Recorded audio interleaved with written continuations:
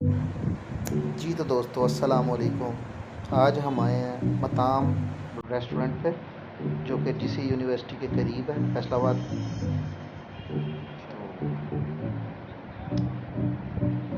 बहुत नाम सुना था इनका, तो हम तीन दोस्त यानी कि मैं, ज़ैनुल आबिदीन और मियाँ रिजवान साहब, हम तीनों आए हैं इधर। और इनका बारबेक्यू थाल बहुत मशहूर है, वो हम खाने आए थे।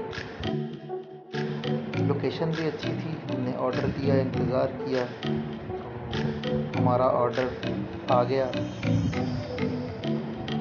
फर्स्ट हम चेक करना था, तो इसलिए हमने थोड़ा सा ही मंगवाया ताकि हम इसको चेक करें और रिव्यू दे सकें।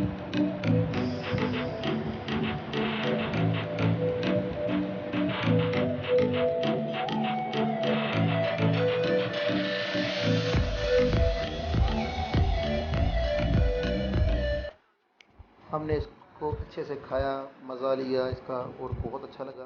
कम्प्लीमेंट्री में इसके साथ कोक भी थी हमारे साथ। तो शुक्र अल्हम्दुलिल्लाह किया, खाने के बाद बिल दिया। इंशाल्लाह बहुत जल्द फिर मुलाकात हो।